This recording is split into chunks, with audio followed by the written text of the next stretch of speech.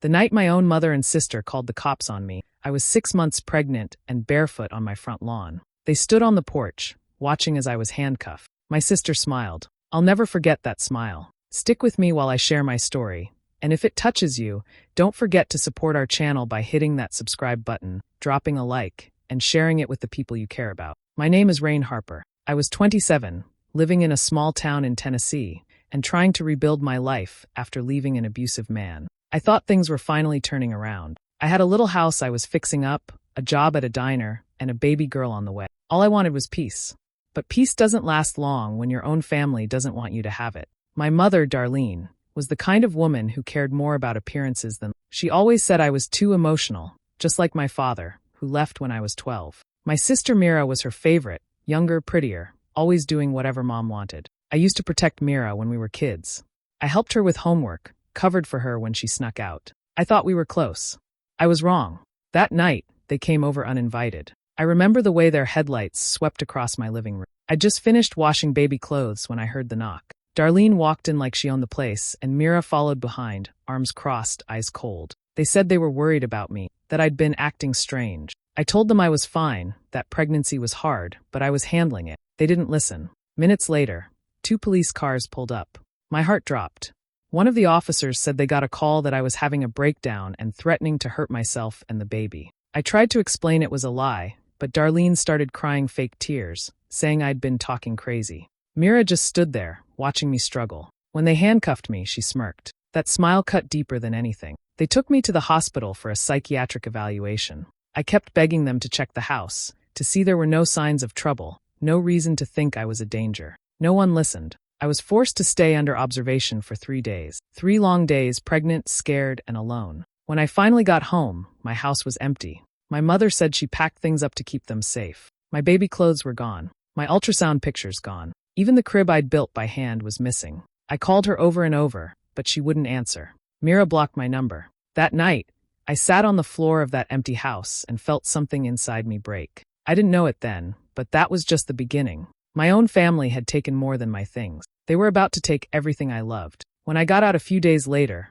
the world felt strange, like everything had shifted while I was gone. The air outside the hospital smelled like rain and metal. I remember clutching the release papers, trying to convince myself that at least I was free. But when I reached my house, that small hope vanished. The door was unlocked. Inside, the rooms were hollow and echoing. My clothes, the baby things, even the curtains were gone. It didn't look like my home anymore. A note sat on the kitchen counter in my mother's handwriting. I took your things for safekeeping. Call me when you're ready to think clearly. There was no number, no warmth, no apology. Just those cold words. I walked from room to room, touching the empty shelves and bare floorboards. My ultrasound pictures, the ones I used to look at before bed, were missing. So was the little blue maternity bag I'd packed weeks ago. I had folded tiny onesies inside it, careful and proud. Now it was all gone, like it had never existed. Later that day, Mira stopped by. She stood on the porch, not stepping inside. Her eyes darted everywhere except at me. I asked where my things were. She said Mom was just keeping them safe, her voice shaky, too soft. When I pressed her, she claimed she didn't know much. She turned to leave before I could ask anything else. Watching her walk away, I realized she couldn't even look at me without guilt. That night, I sat by the window, unable to sleep. My mind drifted back to when we were younger. I used to braid Myra's hair before school because Mom would still be asleep, smelling like cheap gin and old perfume. I made her breakfast, signed her permission slips, helped her with homework when she cried over math. Back then, I thought I was being a good sister. I thought love meant protecting her from Mom's moods. One winter night when we were teenagers, Mom passed out in the kitchen, and the stove was still on. I turned it off and tucked Mira into bed, promising everything would be okay. She was scared, and I was all she had. That was the night I learned how to keep our world together while Mom tore it apart. And now, years later, that same girl, the one I carried through every storm, couldn't even meet my eyes after helping destroy my life. By morning, I packed what little was left, a blanket, an old sweater, and a few dishes they hadn't bothered to take. I told myself I'd find a way to rebuild again, though my chest ached with something deeper than anger. Blood should have meant loyalty. Instead, it was the sharpest knife I'd ever known. The pain in my body felt like fire when I opened my eyes. The hospital lights were too bright, the air too cold. A nurse leaned over me, whispering that I'd delivered early. My heart raced as I tried to ask about my baby. Her expression changed, and that silence told me something was wrong long before her words did. She said my daughter was no longer in my care. My throat went dry. I asked what she meant, but she avoided my eyes and handed me a folded paper instead. It said the state had taken temporary custody for the child's safety. I couldn't breathe. I kept saying there had to be a mistake, that I'd done nothing wrong, that I hadn't even had the chance to hold her. Later, a social worker came into the room. Her tone was rehearsed, almost bored, as she told me that reports had been filed. According to them, I was unstable, on drugs, and incapable of caring for a newborn. I tried to defend myself, but she cut me off, saying my own mother and sister had provided evidence. I didn't need to hear more to know exactly who was behind it. I begged to see my baby, even for a minute. They refused, said it wasn't allowed until the investigation was over. The walls closed in. I screamed until my voice broke, but no one cared. I had never felt so powerless in my life. When they finally discharged me, I went home to an emptiness that words can't touch. Every room in that house felt haunted by what was missing. I had a name picked out for her, Kala, after the flower that meant rebirth. I whispered it into the silence, hoping somehow she could hear me wherever she was. Weeks passed, but the calls I made to child services went unanswered or were met with short, cold replies. Then one morning, I received a letter. It said the adoption was finalized. There was nothing left to fight for. My daughter was gone, taken by people I trusted more than anyone. At night, I'd sit by the window and imagine what she might look like, if she had my eyes or my smile, if she cried for me. Sometimes I'd dream that she was reaching out her tiny hands, but I'd wake up before I could touch her. Those dreams became the only place I could still be her mother. People told me to move on, to start over. But how do you start over when a piece of your soul is missing? I stopped talking to everyone. I stopped eating. Every breath hurt. Still, in the middle of all that pain, one thought kept me alive. I promised myself that no matter how long it took, I would find her. I would find Kala, and the truth would follow. 5 years slipped by like fog over the hills. I stopped being Rain Harper. The name brought too much pain, too many ghosts. Now I was just Lena, the quiet woman who worked at the hardware store off Route 9. I kept my head down, my words few, and my past buried beneath stacks of paint cans and toolboxes. Each paycheck went straight into a small envelope I hid under a loose floorboard in my apartment. Every dollar mattered. I wasn't saving for comfort or escape. I was saving for truth. I planned to hire someone who could trace paper trails and find what my heart couldn't let go of. My coworkers thought I was shy. They didn't know that every night I wrote my daughter's name over and over in a worn notebook. I'd never even seen her face, but I could feel her presence like a pulse under my skin. I imagined she'd be starting kindergarten by now, learning her letters, laughing with missing teeth. Sometimes the thought made me smile. Most times it hollowed me out.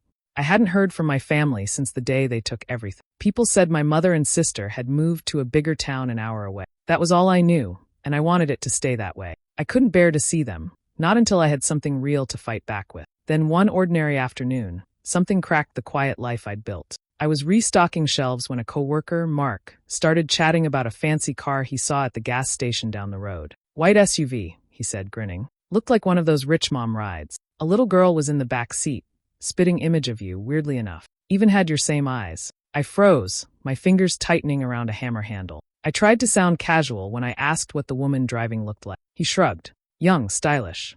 Brown hair. Big sunglasses. Kinda looked like she thought she owned the world. For a second, I couldn't move. My stomach twisted, and my mind started racing. There was only one person I knew who carried herself like that.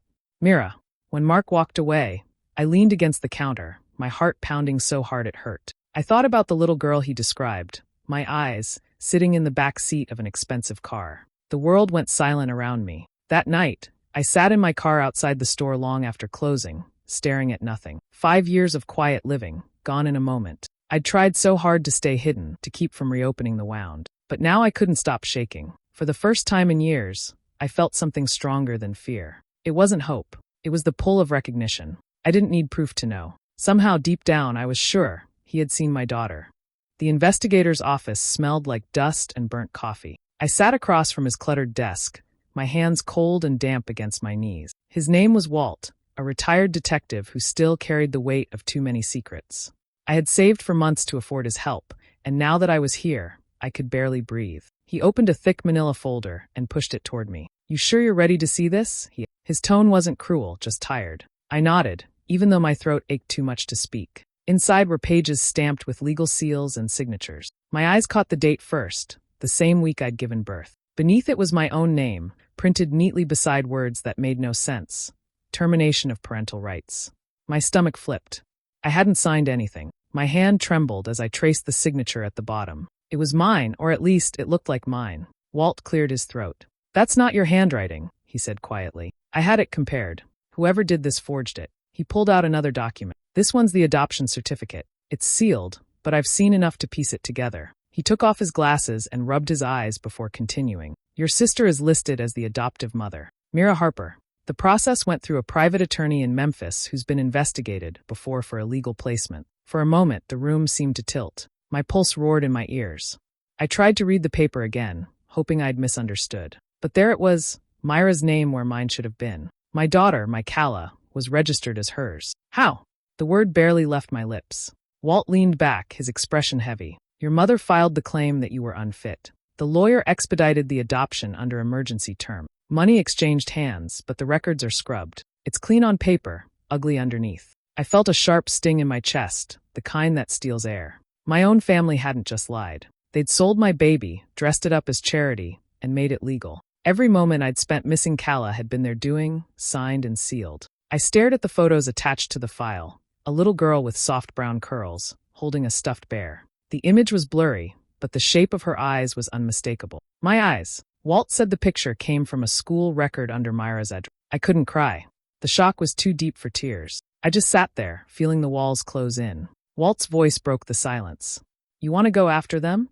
I looked down at the papers again. My forged name, their signatures, the price of betrayal written in black ink. "I don't want to go after them," I said quietly. "I want to end them."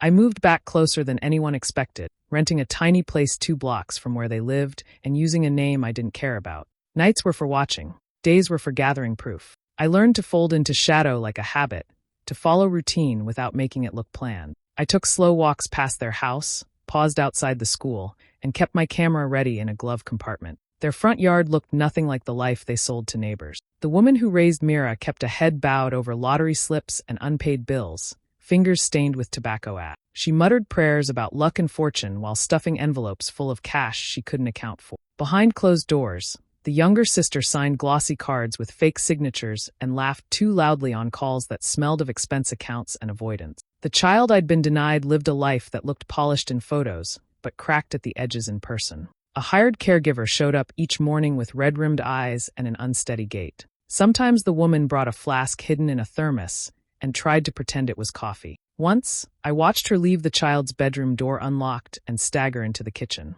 The little one wandered in, hair mussed, and held a stuffed animal like it was the only thing steady in the house. My chest clenched every time I saw that small body searching for comfort that should have come from me. I kept a notebook full of observations. Small things added up. Receipts that didn't match bank statements, invoices for items that never arrived, photos of parties that didn't have anyone my family knew. I photocopied the nanny's pay stubs and a check written by the older woman that never cleared. I learned to read ledgers like someone studies a map. The holes in their finances spelled out greed more clearly than any confession ever could. Neighbors trusted them because of smiles and staged charity appearances. I learned to listen to the hush between words at block parties, to read the way their eyes shifted when certain names came up. People who once greeted me with warm hellos now pretended not to recognize. That made it easier to move unseen. I used that invisibility as a tool. At night, I drove to a mechanic's lot and listened to voice messages I had recorded earlier, the nanny admitting mistakes, the sister bragging about deals she thought were secret. I stitched those clips into a file and sent anonymous tips to agencies that investigated fraud and child welfare violations. Sometimes the truth feels slow, like water wearing down stone. I learned patience. I practiced speaking like a stranger when I had to confront them. I learned which buttons to press to watch them unravel. I didn't want their apologies. I wanted the whole thing to collapse on their own terms, with paperwork and witnesses and the kind of shame money can't buy. There were nights when I wondered if I'd become someone I'd feared, ruthless, cold, willing to set traps. But every time the image of that small hand flashed in my mind, the doubt faded. I wasn't trying to be worse than them. I was trying to be what they had taken from me, a mother who would not be fooled or silenced. The first time I saw her up close, she was coloring at a small table, humming softly to herself. Her curls framed her face, and when she looked up, her eyes caught the light exactly the way mine used to. The daycare needed volunteers, and I had signed up under my false name without hesitation. I told them I wanted to help with reading lessons, but really, I just wanted to breathe the same air as her. She looked at me shyly the first day, clutching a crayon like it was precious. "Hi, Miss Ray," she said when I introduced myself. The name slipped out naturally, and I let it stay. I didn't want her to know my real name yet. Hearing her call me, that sent something sharp through my chest, a mix of joy and pain tangled together. Every afternoon, I watched her laugh with the other children, tying her shoes the wrong way, singing songs I didn't know. She liked to sit near me during story time, always asking for one more page. Sometimes she'd rest her hand on my arm without thinking, and the warmth lingered long after she ran back to play. Mira brought her in most mornings, always dressed like perfection mattered more than motherhood. She wore crisp blazers and spoke into her phone while Kala tugged at her sleeve, asking for a goodbye kiss. Half the time, Mira brushed her off, too distracted to notice me standing at the sign-in desk. When our eyes did meet, she didn't recognize me. That was the gift of years and new hair, a different posture, and the quiet mask I'd learned to wear. But over the next few weeks, something in her began to stir. She'd arrive early, glance around too often, linger longer at pickup. Once, she looked at me for a beat too long, her brow creasing like she was reaching for a memory she couldn't quite catch. I smiled politely and kept my voice soft, pretending nothing was out of place. The key to survival was patience, and I'd become fluent in it. The hardest moments were the smallest ones. Watching Kala run into Myra's arms at the end of the day, hearing her say, "Mommy," with such affection, it carved me open every time. I'd turn away quickly, pretending to tidy up toys so no one would see the tremor in my hand. At night, I replayed those scenes until sleep finally dragged me under. Still, I couldn't stay away. The bond between us grew like something unspoken but undeniable. She'd draw pictures of us together, two stick figures holding hands under the sun. "That's you, Miss Ray," she'd say proudly. I'd smile and tell her it was beautiful, swallowing the ache rising in my throat. Every moment with her made my purpose clearer. The pain no longer paralyzed me, it sharpened my focus. I had already lost her once. I wouldn't let it happen again. Whatever Mira suspected, whatever she began to sense, I was ready. A shadow can stay close for a long time before it finally steps into the light. The storm started quietly, like most do. I mailed the first envelope on a Thursday morning, just after sunrise, slipping it into the slot at the post office without looking back. Inside were copies of bank records, photos, and a few recordings that spoke louder than any confession. I had spent months collecting them, labeling each piece until the pattern told its own story. The return address was blank. The recipient was the state's Financial Crimes Division. A week later, I sent the second package, this one addressed to a contact name I'd found in a stack of newspaper clippings. A local reporter known for digging into corruption, someone who didn't scare easily. I used a pay-as-you-go phone to text her the outline of what I had uncovered. Forged contracts, a crooked adoption, and a trail of money linking everything back to the same two names. I signed it only as a friend of the forgotten. I didn't expect a reply, but one came. Just 3 words. "Got your message." That was enough. While I kept my routine at the daycare, life outside my small circle began to shift. Rumors drifted through town like smoke. People whispered about police cars parked near my mother's old gambling spots, about frozen accounts and questions no one could answer. At the store where I still worked part-time, customers gossiped freely, never realizing the quiet woman behind the counter knew exactly how deep the roots went. Myra's perfect facade began to crack. One afternoon, she arrived at pickup late, her smile stiff and voice brittle. She barked at the staff, claiming someone was spreading lies about her business. Her hands shook when she signed the attendance sheet. I kept my distance, watching her unravel thread by thread. A few days later, 2 black SUVs stopped outside her home. Neighbors peeked through curtains as men in suits stepped out, flashing badges. Boxes went in and out all morning. The news reached the daycare by lunchtime. By evening, the local paper's website ran a story about financial irregularities involving a prominent family. My phone buzzed with a one-line message from the reporter. "You were right." But I wasn't finished. I had saved the most painful evidence for last. The documents that showed how my daughter's name had been erased and rewritten. Those I sent directly to the journalist with a simple note. This is what they sold. By the weekend, the story exploded. The article spoke of an illegal adoption handled by a known fraud lawyer, a fabricated claim of parental unfitness, and hush money disguised as family support. The photo that accompanied it was unmistakable. My mother and sister standing beside their lawyer, smiling at a charity gala years ago. The next morning, their house was surrounded. Reporters shouted questions from the sidewalk, while investigators carried boxes of evidence to waiting cars. I watched from my parked vehicle down the street, window cracked just enough to hear the chaos. For the first time in years, I didn't feel invisible. I had become the ghost that turned their own shadows against them. Blue lights cut through the darkness, washing the quiet street in color. I sat 2 blocks away, engine running, hands tight on the steering wheel. From where I parked, I could see the flashes bouncing off Myra's windows. Agents moved across the lawn like shadows, their voices sharp and clipped. I didn't need to be closer to know what was happening. The plan had unfolded exactly as I'd built it.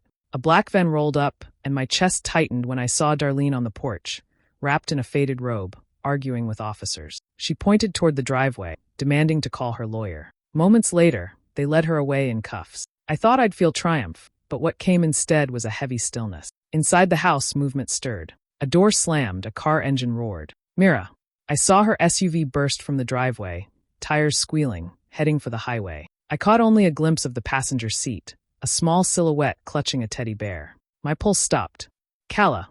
I started my car and followed, headlights off until we hit the main road. Rain had started to fall, blurring the taillights ahead of me. She was driving too fast, weaving between lanes, desperate. I kept my distance, my jaw locked tight. After 10 miles, the SUV turned suddenly into a gas station. She parked crookedly near the pumps, jumped out, and yanked open the back door. Calla's voice carried faintly through the rain, high and frightened. I pulled in behind her and stepped out slowly. Myra, I shouted, my voice cutting through the storm. She froze for a second before spinning around, eyes wide. Her hair was wild, makeup streaked. She clutched the little girl's hand like she owned her. What are you doing?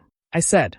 You can't take her. Myra laughed, sharp and broken. You don't get to tell me anything. You lost that right years ago. I took a step closer. She's not your child. Her grip tightened on Calla. You were never fit to be a mother, Rain. You think you can just come back and claim her after everything? You're nothing. I saved her from you. I didn't answer. Instead, I reached into my pocket, pressed the record button on my phone, and held it low, steady. Her words poured out, every lie, every twisted justification. She kept talking, voice shaking between rage and panic, the rain drumming between us like a heartbeat. When the flashing lights returned, this time from patrol cars responding to the scene, Myra tried to shove Calla toward the passenger side. But the girl resisted, clinging to the doorframe. Officers surrounded the car within seconds. Myra screamed as they pulled her away, still insisting she'd done nothing wrong. I didn't move. I stood beside the car door, breathing hard, my hair soaked, my phone still recording. Calla looked up at me through the rain, scared, confused, but safe. That night, the tables finally turned. The courthouse smelled like old wood and rain-soaked paper. I sat at the plaintiff's table, palms flat against the surface, steadying my breath. Across the room, Myra kept her eyes fixed on the floor, wrists cuffed, her lawyer whispering words that didn't matter anymore. Darlene sat farther down, her expression empty, the arrogance that once carried her gone. Time had finally caught up. The judge flipped through the files in front of him, stacks of reports, forged documents, and recordings that told a story of greed and cruelty. Every lie they'd built now stood exposed in the light. When he spoke, his voice carried through the room with the kind of calm that ends storm. Ms. Harper, he said, glancing toward me, you are hereby granted full legal and physical custody of your daughter, Calla. The words seemed to echo, almost too heavy to process. My chest burned as I exhaled, realizing I'd been holding my breath since this began. For years, I'd imagined this moment in 100 ways, shouting, crying, collapsing, but all I felt was quiet. A deep, still relief that reached every corner of me. Behind me, Calla sat with a guardian ad litem, her small hands folded neatly in her lap. When she saw me turn, her face lit up with a cautious smile, the same one she'd given me at the daycare when she didn't yet know who I was. The bailiff opened the door, and I walked toward her. She reached out first. Outside, reporters waited, shouting questions I didn't answer. The cameras clicked, but their noise couldn't touch me. I walked past them, Calla's hand in mine, down the courthouse steps and toward the parking lot where the air felt lighter. Somewhere behind us, the sentence was read. Darlene, convicted of fraud and conspiracy. Myra, facing charges for unlawful adoption and child trafficking. Justice, written in the language they understood best. Consequence. Weeks later, the world began to soften again. I found a small house with a porch that faced the woods, quiet and unremarkable. In the evenings, the two of us sat on a swing that creaked softly in rhythm with the wind. Calla loved to count the stars before bedtime. Sometimes she'd lean against me and hum the same tune she used to sing at the daycare. One night, as the last bit of sunlight faded, she turned to me with that curious tilt of her head. "Were you my mommy all along?" she asked. Her voice was gentle, unsure. I looked at her, really looked, at the small hand wrapped around mine, at the eyes that mirrored my own. I smiled and brushed a curl from her cheek. "I always was," I said. She nodded like she already knew, then rested her head on my shoulder. The world around us was quiet again, not empty this time, just full of peace. The revenge I'd spent years chasing had turned into something simpler. Not loud, not cruel, just final. Complete. Hey besties. Thanks for staying till the end of this wild story. Can you imagine your own mom and sister calling the cops on you, stealing your baby, and pretending she was theirs? Unthinkable, right? But Rain turned her pain into power and finally got her daughter and justice back. If this story hit your heart, don't forget to like, share, drop a comment, and subscribe for more. See you next time.